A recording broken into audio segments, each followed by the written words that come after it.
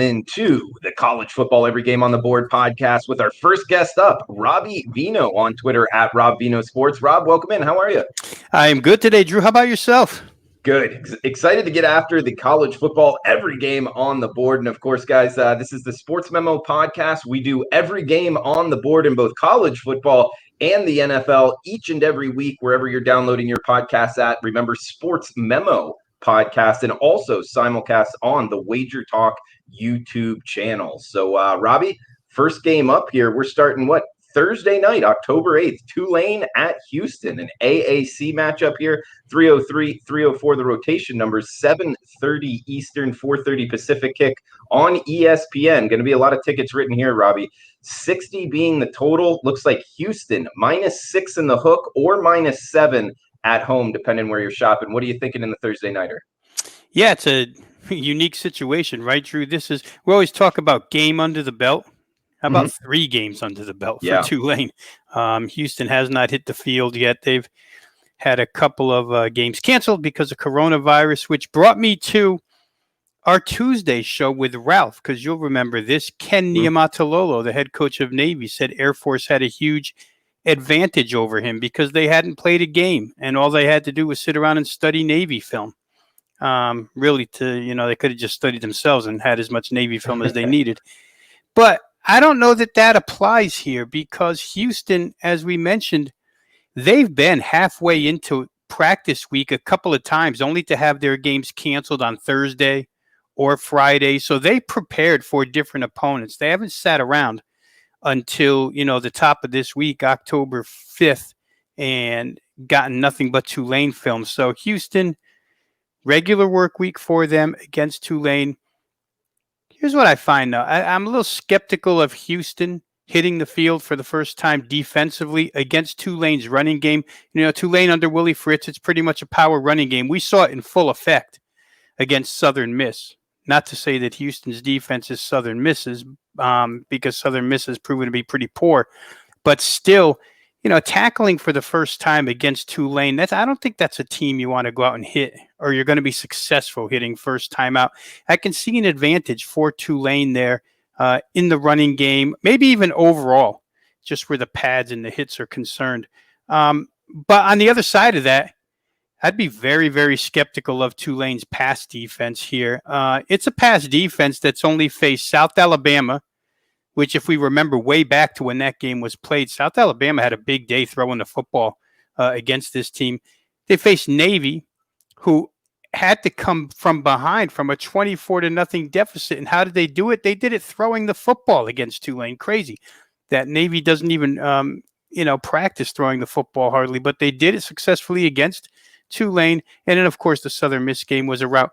None of those 3, Drew, are anywhere near what Houston's going to show for a pass offense with quarterback Clayton Tune and that wide receiving core. I mean, Marquez Stevenson, probably the fastest player on the field. It seems like he's been there 5 years already. Keith Corbin, Jeremy Singleton. I think Tulane has their hands full with that.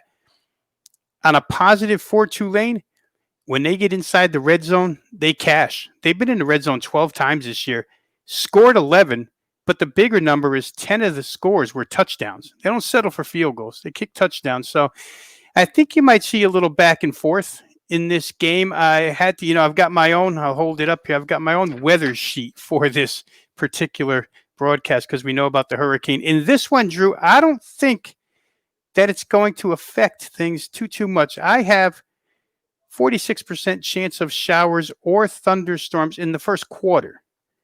And then pretty much nothing for the second half, and even till halftime, it dwindles way down. Listing some potential wind gusts of 20 miles per hour, but I don't even know if that's going to happen. So when you look at the total and you look at the way bettors are playing it, it doesn't suggest that weather is going to be an issue. I don't think it is either. I think both of these teams can get up and down the field here.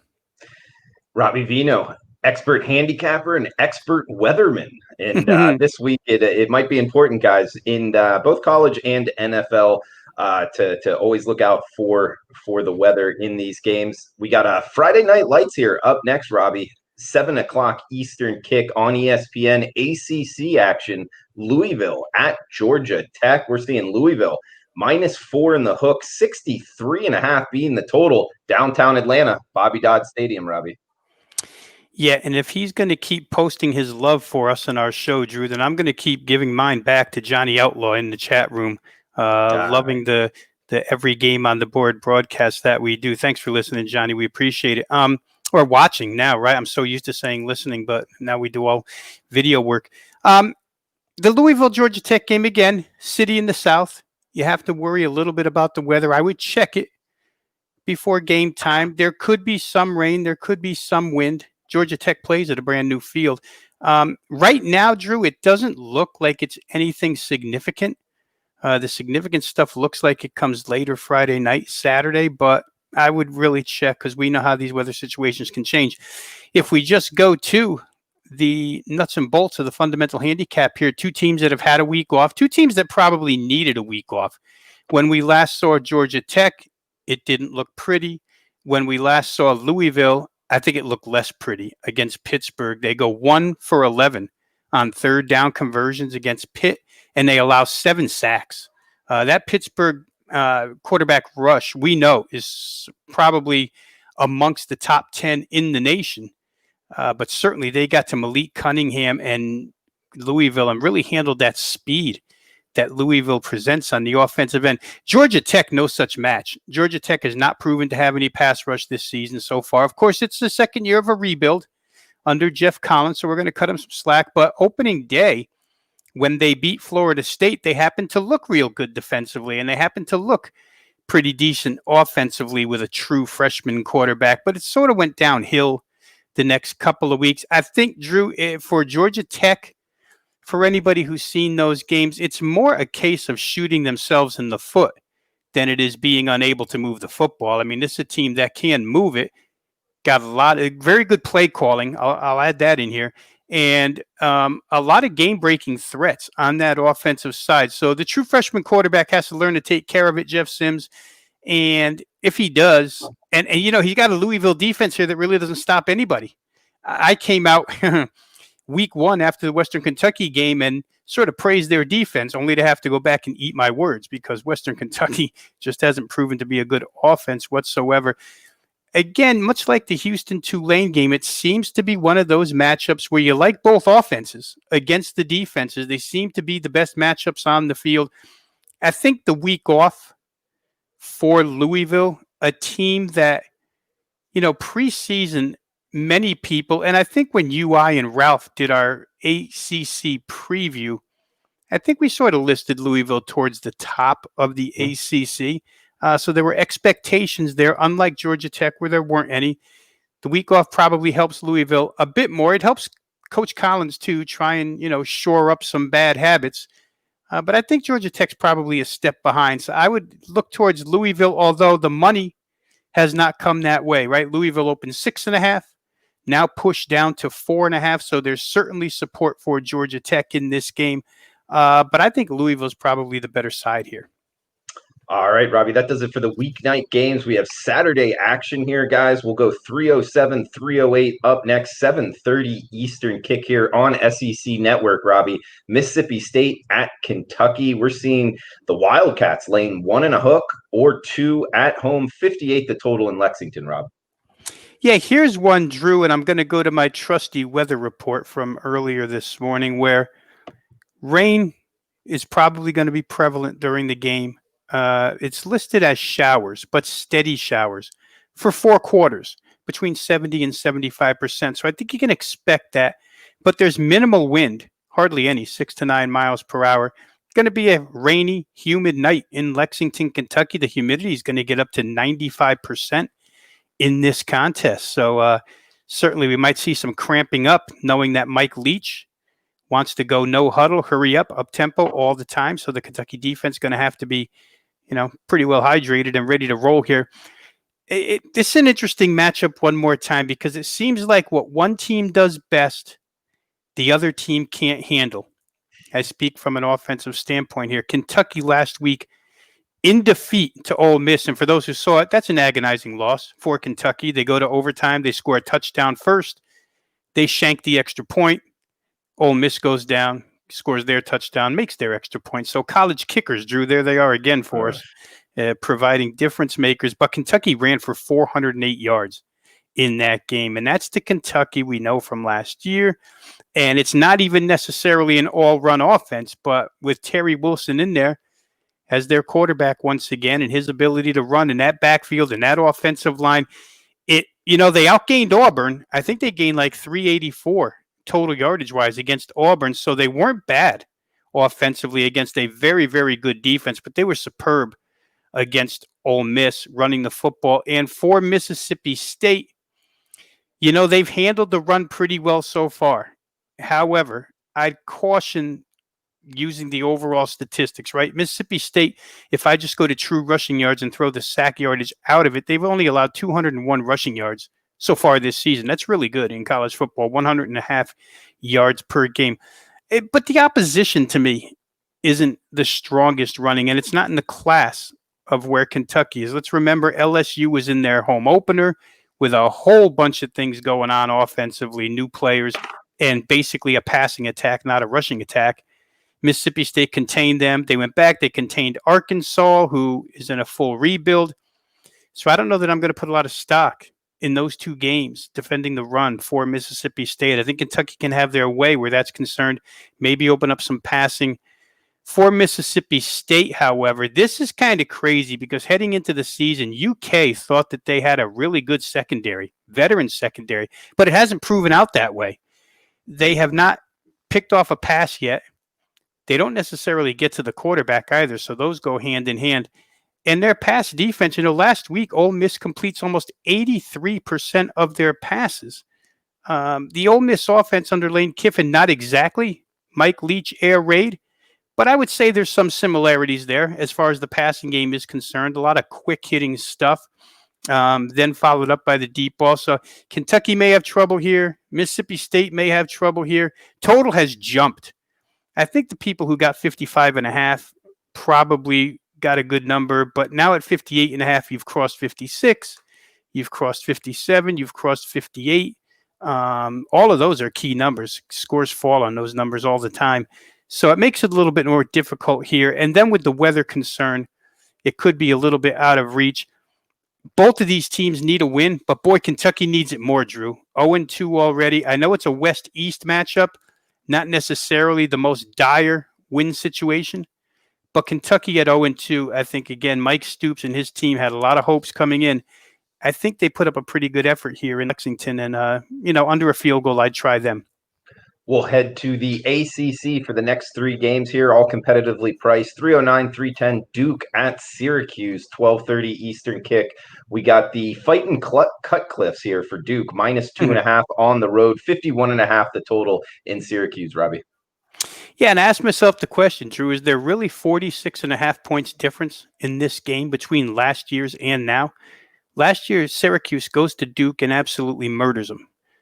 Final score 49-6. They win by 43. So Duke's a 43-point loser, come back less than 12 months later, and they're a 2.5-point favorite. Got to win by 3, so I'm pretty good at math. 43 and 3 is 46. I don't know that there's that much difference between these two teams. David Cutcliffe, one coach who generally speaking, when you read what he says, he's not one of those that fills you up with coach speak. I don't think you have to sift through the weeds to try and figure out what David Cutcliffe is saying. He was pretty cut and dry when he said, we're very close to winning right now. Now, one of the ways they could help themselves is stop turning over the football, right? I know UI and Ralph have talked a lot about their turnovers. First 3 weeks, 14 turnovers, but last week, only 1 turnover. Better outing by Duke. It led them to a 38-31 cover. Lose but cover against Virginia Tech. So it goes to show what they can do when they hang on to the football. The good note for Syracuse here is that they've had 2 weeks to prepare, and their defense has been very good, Drew. I remember back to when they hired a defensive coordinator. He left Syracuse after 11 days, so they went and they plucked Tony White from Herm Edwards, Arizona State staff. And he brought in that 3-3-5. And I remember his quote back in the spring. We're going to hope that the opposition doesn't have time to learn what our defense is when they play us. Of course, we know 3-3-5 from Rocky Long. If you only have a week to prepare, it's a little bit difficult. And so far, it's been difficult for every single opponent, despite the miserable Syracuse offense, which averages 243 yards per game. They've been terrible, right? They can't protect the quarterback. They can't do anything. But yet, they've covered their last 2 games. They hung in with Pitt despite being outgained and sacked 7 times. They absolutely steamrolled Georgia Tech at home. And now they've had 2 weeks to get ready for Duke. I think the key to the game for Duke is protecting your quarterback. Chase Bryce cannot be on his back multiple times in this game or they won't win, because I don't think Duke can run against Syracuse. So they're going to have to throw it, and it's going to probably be a little bit difficult with that pass rush and with that defense. It's a first-time quarterback, no matter how highly touted he is or was, Chase Bryce. It's his first go-round as a starter and seeing these different defenses live. So it could be a little troublesome for him. For Syracuse, they're going to have to find a way to move the football. I don't know how. The Duke, as we've said quite a few times, and they've played a difficult schedule heading in. Not that Syracuse hasn't, but Duke's played a pretty difficult schedule. They've got a really solid pass rush. Syracuse can't protect their QB, and they've got a pair of corners who Brian Kelly of Notre Dame said he expects to see on Sundays in the NFL. So they've got defensive ingredients here. If they hang on to the football, they can do good things in this game. But again, I bring myself right back to, is there really 46.5 points difference between these two teams since last season? I'm not sure. It's a game that I'm going to pass on. I really look toward the under, Drew, because I thought both defenses here, with their ability to pressure bad offensive lines and Duke's propensity to turn it over, I thought maybe 51.5 would be a pretty good way to go. But Sterling Gilbert, the offensive coordinator for Syracuse, really has gone run heavy, and run heavy can work the clock. So maybe under 51.5 is still a way to go here. The aforementioned Pittsburgh team is up next. Pittsburgh at Boston College next here, Robbie. 44 being the total, with Pitt laying 6 or 5 in the hook, depending where you're shopping. Well, I really handicap this one, Drew, on 28 years of experience seeing these games and a lot of gut feeling. But I don't believe that BC, despite the really good effort against North Carolina last week, and despite the 311 yards passing by Phil Jurkovich, their new quarterback, Notre Dame transfer, I don't believe they're very good on offense. And I don't believe their offensive line is the caliber of BC offensive lines of recent memory. For those two reasons, I have to give a huge edge to what I talked about earlier, the Pittsburgh pass rush. Those guys get to the QB. They may not get there 7 times, but Jurkovich is not a mobile quarterback. And I could see Pittsburgh creating havoc in the Boston College backfield all game long. And I'm probably in the minority camp here when I say that I do like Kenny Pickett as a quarterback for Pittsburgh. To me, Kenny Pickett just resembles toughness. He throws a good ball. They're not a high-flying offense. I think that has a lot to do with their head coach, because the offensive coordinator there, Mark Whipple, is a guy who's put up points everywhere he's gone in a long career. And I think he's been around 30 years, if not more. And he always preaches downfield passing attack. He always scores points from Massachusetts to Miami of Florida to the NFL. It doesn't matter. He's been that kind of OC. I think Narduzzi holds him back a little bit, but I think they have enough here. I see that 26-22 loss to UNC last week as a bit fraudulent on BC's side. And I think Pittsburgh's going to come to play here. I think that, again, they hold the biggest edge. The biggest advantage in this game is going to be their pass rush. And I don't know that BC is going to be able to run it against them either. So if they win the line of scrimmage, I think Pitt's a pretty easy play here.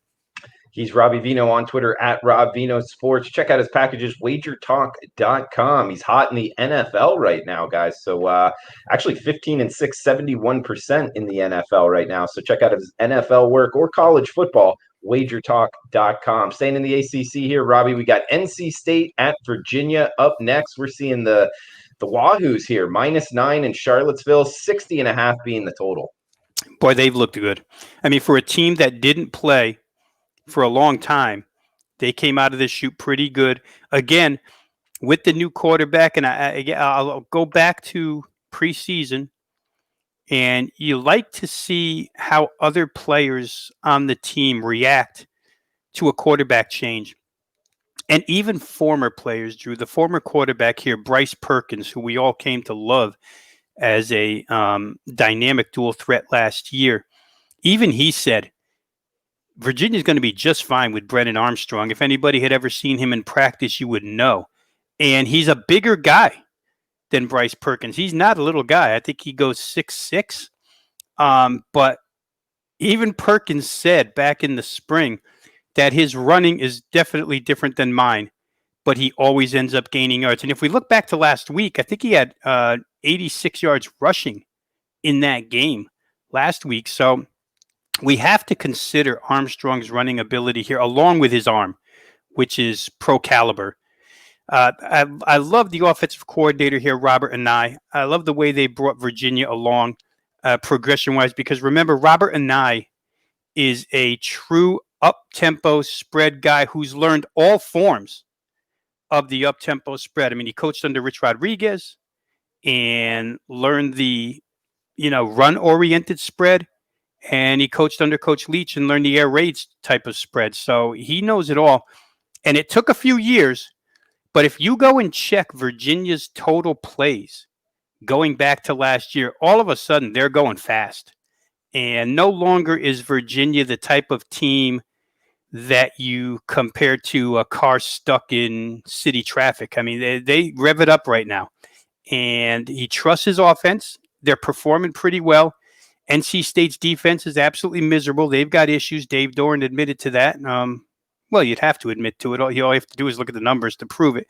But they're trying to correct some things that I don't know if they're correctable right away here against this particular team.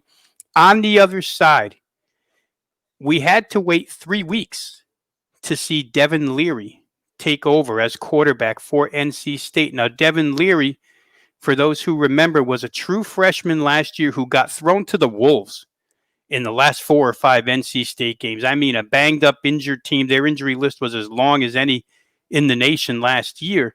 And he got thrown to the wolves, but they gave him a new offensive coordinator this year. They brought in an offense designed more to what his strengths are. Run the football. They can run. Throw short passes, quick reads. And last week, NC State performed real well offensively with him at the helm. So I think it's a great move for NC State. Virginia's defense, certainly a little bit better than the caliber that NC State faced last week, but I still think that with Leary in this offense, they could be a live dog here. I would rather have the other side of 10 rather than under 10, but I don't want to play Virginia here, and I don't think it's enough to take NC State quite yet. But the total might look a little low. Corey Williams asking in the chat box here, Robbie. Yeah, you know what? And I think that I'm going to go back to my weather sheet here, which tells me that there's not going to be many problems in that game in Charlottesville. So you could, like I say, the tempo of Virginia, for those who haven't noticed since last year, it has changed. And it's quicker. They go much faster, and it provides more opportunities, more series, more possessions, more drives. And with those opportunities come points. He's Robbie Veno on Twitter at Rob Veno Sports. This is a Sports Memo podcast, guys, wherever you're downloading your podcasts at. Remember, Sports Memo podcast, also simulcast on the WagerTalk YouTube channel. Can chime in on the chat box if you like watching live on YouTube. And welcome in everybody here. Rob, Jamal, Abby. We got Jamal asking about the Texas State Troy game. Jamal, one thing about this is every game on the board, so there's no need to ask about specific games here as long as it's Division I. And actually, we got a new section now with FCS, so every football game, both college and pro, we're doing on Wednesdays, wherever you're downloading your podcast at Sports Memo Podcast, also simulcast on the WagerTalk YouTube channel. So, Robbie, next game up here, 315-316, the rotation numbers. And guys, also, we go from the top of the card down to the bottom in order by rotation number. 7 o'clock Eastern kick here. ECU at USF. That's East Carolina at South Florida, Robbie. 55 being the total, with USF laying 4.5. I'll tell you, Robbie, South Florida, the record doesn't look all that good. I think they're hiding a little something here. I think they might be a little bit more talented than the marketplace is given, but interested in your thoughts here. We got USF laying 4.5 hosting ECU. Yeah, but I love when you chime in on those Central to Southern Florida teams, Drew. You're close to those situations. The first thing that comes to your mind when you look at these two teams is which is worse. Is it the ECU defense or is it the USF offense? I mean, both have been absolutely miserable so far this season. USF went through 3 quarterbacks last week. They tried to open with their highly touted freshman, Travis Marsh. He goes 6 of 13, 39 yards, no touchdowns, 3 INTs. So he gets pulled. In comes sophomore Cade Fortin. Cade Fortin goes 2 of 6 for 14 yards, no touchdowns, no interceptions. And to start the second half, they get back to our old buddy, Jordan McLeod, who was the freshman quarterback last year, who I thought should have been starting all along. Yeah, so did I, Robbie. Yeah, he comes in. He goes 12 of 21, buck 37, no touchdowns, throws 2 INTs. Listen, they played Cincinnati. Cincinnati's defense overwhelmed them. I get it. And prior to that, they played Notre Dame. Notre Dame's defense overwhelmed them. I get that too. But ECU's defense is not going to overwhelm anybody. They're allowing over 50 points a game, over 550 yards a game. And if ever there's a chance for South Florida to get untracked with their new coaching staff, with their new offensive system, it would be in this game. I think there's a couple of things here that I looked at, Drew. And the step down in class goes both ways, right? I just talked about how South Florida played Cincy and Notre Dame, and now they're getting East Carolina. Obvious step down in class.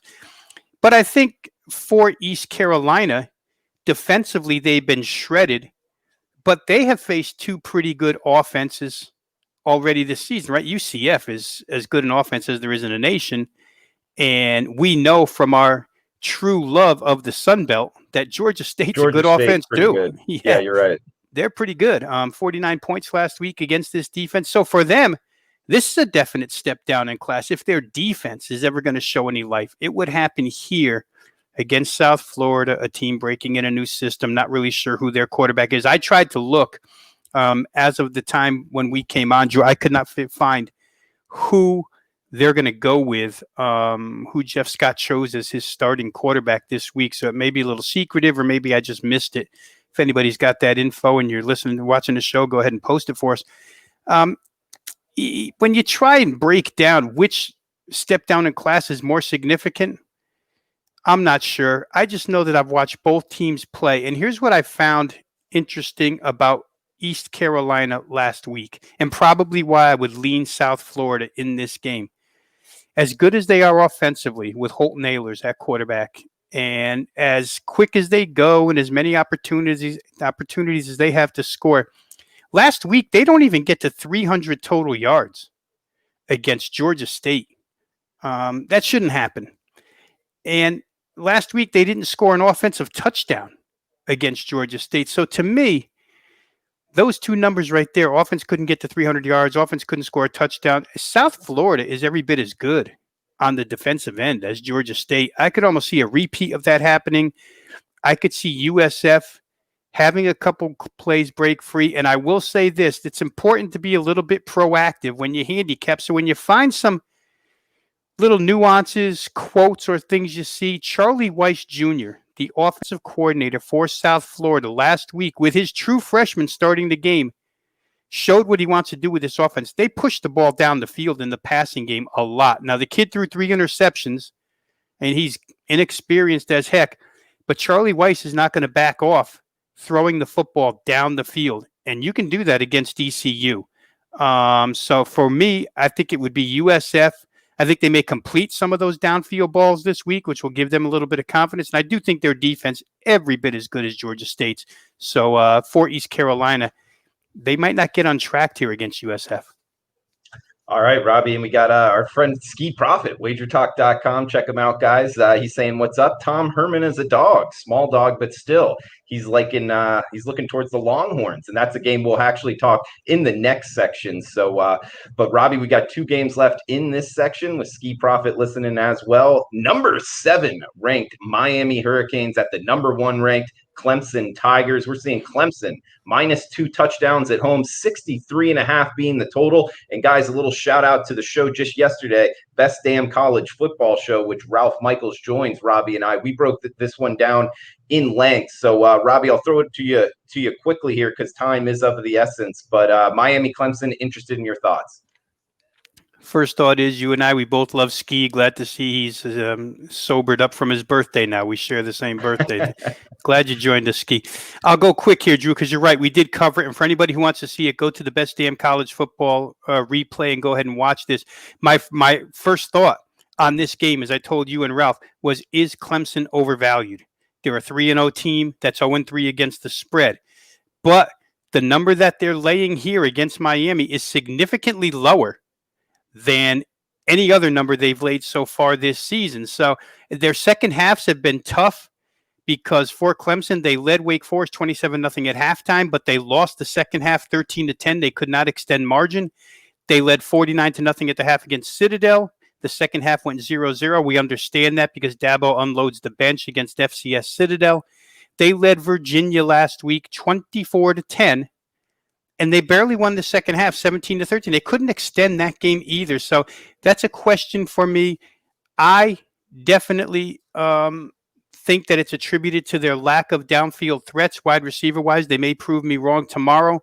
But we're really going to find out the most about Miami, Drew. Is Miami going to be able to crack this defense of Clemson's? We'll find out. De'Ara King is a whole different dimension that Clemson hasn't seen in the ACC. I would say for the last 5 years, I don't remember a quarterback of his ability facing Clemson. So be interesting. I think if the weather holds and the weather says pretty much rain throughout the game here, no wind, but rain throughout the game, might slow some things down, but they're both up-tempo teams. I'd be hard-pressed to play under in that game. All right, guys, we got 1 game left here on this section. Then we'll break down section number 2 and NFL every game on the board. Minty bets coming in at 3:00 Pacific. So we got Virginia Tech, UNC to finish off the section here, Robbie. Top 20 matchup here, 319, 320, the rotation number 12, noon Eastern kick in this one. Looks like UNC -4 in the hook, and Chapel Hill 59 the total, Robbie. Not much to worry about weather-wise, according to the current report. So, therefore, I like this game over, Drew, for a lot of reasons here. Number one, Virginia Tech, despite all of their coronavirus absences the first couple of weeks, I mean, they were more in their opening game than they were in their second game, but they went to a backup quarterback, Braxton Burmeister, and they ran the football. They went run heavy, and they were successful in both games. Their offense was tremendous. Their defense was less than tremendous. On our show yesterday, Ralph pointed out that there were some defensive absences that will come back here. But again, I think in the handicapping portion of being proactive, I'm really baffled by the fact that UNC has not cut it loose yet. And I used these numbers on the show yesterday. UNC went run heavy against Boston College for whatever reason. They ran the football. They decided they're not really going to use Sam Howell. We're going to run the football 39 times. We're only going to throw it 26. That's a 60-40 run-pass play-calling ratio. That's not going to happen here against Virginia Tech. I think this is a breakout week for North Carolina's offense. However, they allowed that Boston College quarterback who had done nothing for the entire season, including a game against Texas State. They allowed Jerkovich to throw for 311 yards. That doesn't bode well with Hendon Hooker coming back and taking his place as the number 1 quarterback for Virginia Tech. They become immediately far more explosive, Drew, with him at quarterback. Somebody you follow too, I know. They've been a little bit run heavy, but I think those play calling percentages even out a little bit more now, because their receiving core is good enough to provide some home run threats here. To me, when we first saw this number yesterday, Drew, on the show, it was 59 and a half. If you can give me 61 to cash a ticket. You can give me a 34-27 game, and that's going to win money for me. I don't see any problem with that in this particular game. Sam Howell versus Hendon Hooker, both offenses, best units on the field. Virginia Tech's not going to get sacked 7 times by UNC like one of the like Duke did. So I think it's probably a fairly easy over. Weather looks like it's going to hold up, which convinces me even more. He's Robbie Veno on Twitter at Rob Veno Sports. Guys, check out his page on WagerTalk, handicapper page. He's got college football up, NFL as well. And we got the rest of October for just $199 special up as well. You get all of his plays for the rest of the month, only $199. Robbie, anything you want to shout out here before we shut this down? I always wish the viewers good luck, so let's do that again. Good luck this week. Hopefully what we're bringing to the table here, guys, is helpful for you. We're trying to give you something you didn't consider in your handicap. If we can give you one thing on every game each and every week, that's a good deal. So that's what we're trying to do here for you. All right, Robbie, best of luck to you as well. I guess I'll talk to you next time on the best damn college football show out there and the every game on the board next week, man. So until I see you, best of luck, Robbie. Absolutely. Same to you, Drew. Have a good weekend.